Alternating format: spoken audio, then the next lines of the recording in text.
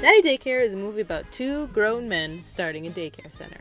Strange premise, I know, but it stars Eddie Murphy, so... Hey, big guy, how'd it go in there? I missed. What does that mean? I missed. Oh, hell no. I noticed something strange when I rewatched this movie with my 5-year-old cousin. The fact that it's written well. No, seriously, it really is. I love that this movie is just an examination of Charlie as a character. It's simple. We have a parent who doesn't understand their child. At first, I thought that Charlie was being negligent of Ben on purpose. Oh, don't forget about the orientation today. The what? Chapman Academy, the preschool. Oh, okay, yeah, right. Okay. Hey, is there any way we can reschedule that?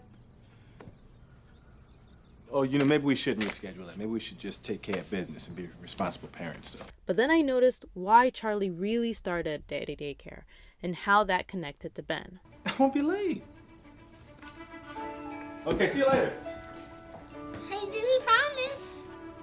Out of a job and speaking to a friend, Charlie gets the brilliant idea to start a daycare center in their neighborhood.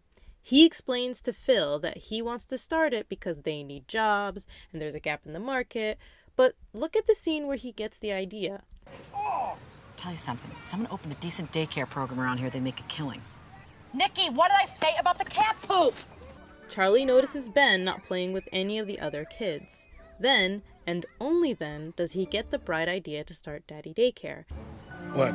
And if you pay more attention to the movie, you'll realize that this was Charlie's motivation from the start. Hey. How come you're not playing, little man? Hey, come on, it's football. You love football.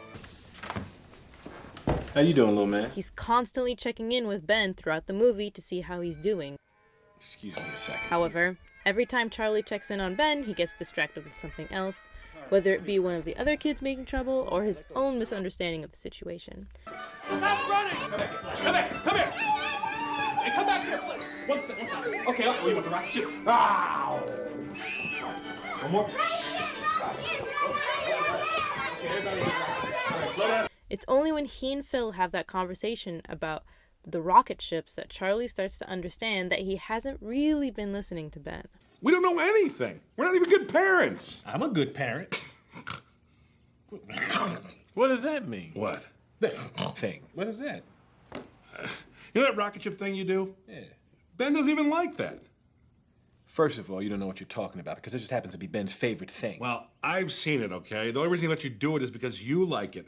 Sometimes pay attention to him. I never thought Charlie was such a complex character. He wants to help his son, but he's going about it the wrong way because he doesn't want to admit that he doesn't understand Ben. The great thing is, Phil has a problem raising his own child, too. What is that? It's happening. He hasn't gone for a week. That's it. So who's going to teach these two how to raise their kids? Hey,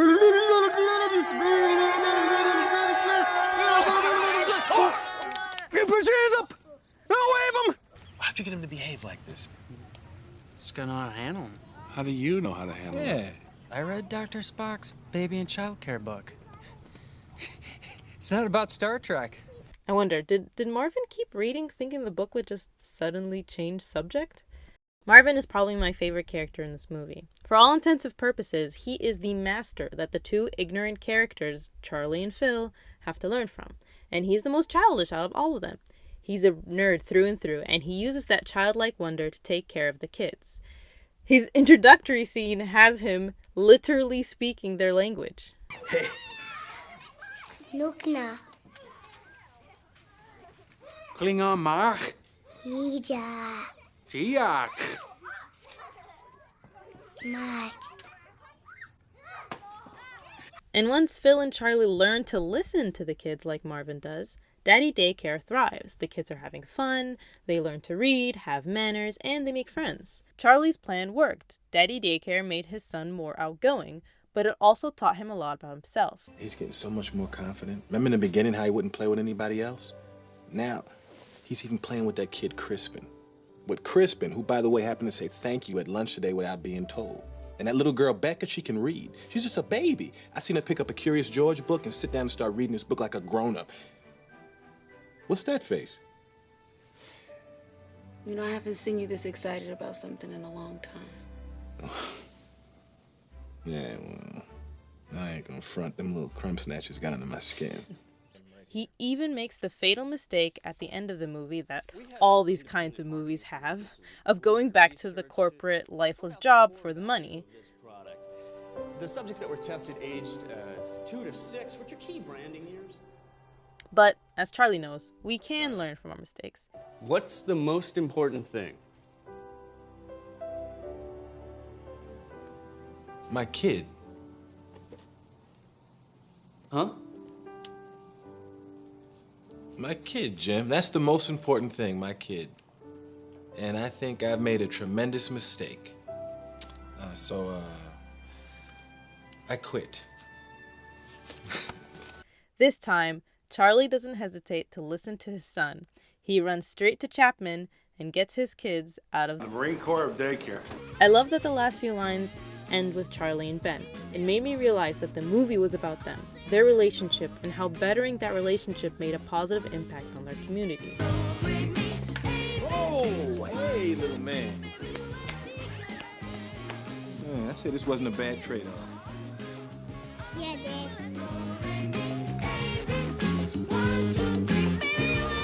I honestly wish the movie ended with this scene, but I do like the comeuppance with the... what's her name? Have a nice day, Miss Harridan. That's nice. Oh, right, Miss Harridan.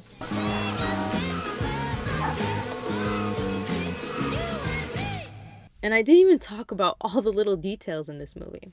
For example, Miss Harridan, when we first meet her, she calls everybody by their full name, showing her serious personality. You must be Charles. Oh, please call me Charlie. Nice to meet you. How do you do? This is my wife, Kim. Hi. Kimberly. I'm Miss Harridan, the headmistress. And this is Ben. Well, how do you do, Benjamin? Or how Ben can't eat with chopsticks. Or how Daddy Daycare deals with thumb-sucking versus how Chapman does. And last but not least, the Thumbsucker Support Group is going to be having a meeting under the tree immediately following a nap time. Mrs. Plager, I cannot continue to expose the other children to such dangerous, self-destructive, highly addictive behavior. So either Juliet stops the thumb sucking, or you're just going to have to find yourself another preschool. Or how the phone Becca, one of the children uses, actually belongs to another child named Jamie. Throughout the movie, we see the two girls playing together, and they even have a rivalry with Phil. What's the matter with you? Becca and Jamie. If you'll excuse me, I have to see 2 little girls because now I'm a big girl. Marvin's entire character is just a bunch of awesome references, and you know what? Let's do it. A lightning round of all the nerd references in Daddy Daycare, starring Marvin. Klingon Mark.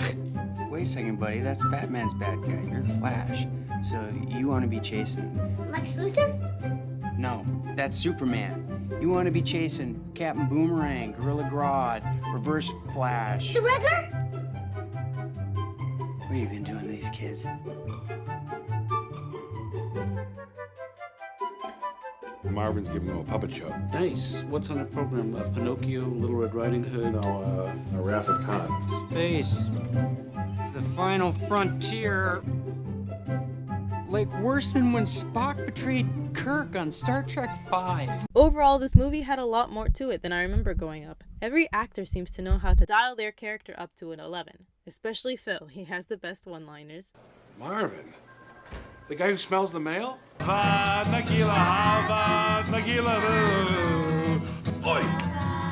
I am definitely out of song. Excuse me, are these your kids? No. Hey, hi. Oh! What did you do to these kids? Are they on drugs? So, who do we cut loose? How about Becca and Jamie? So what are we betting on today? We're gonna do a diaper stroke, okay? All right. And we resolved that this morning. We resolved it this morning. Yes, yes. We hired someone. We hired someone. We hired Marvin.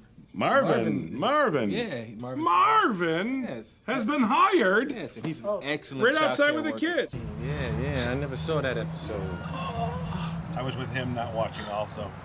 However, this movie was a focus on Charlie's character and how he grew to understand his son Ben. I'll leave you guys with my favorite scene from the movie. Thanks for watching. Hey, Marvin, you weren't gonna sell a carrot suit, were you? The kids love that.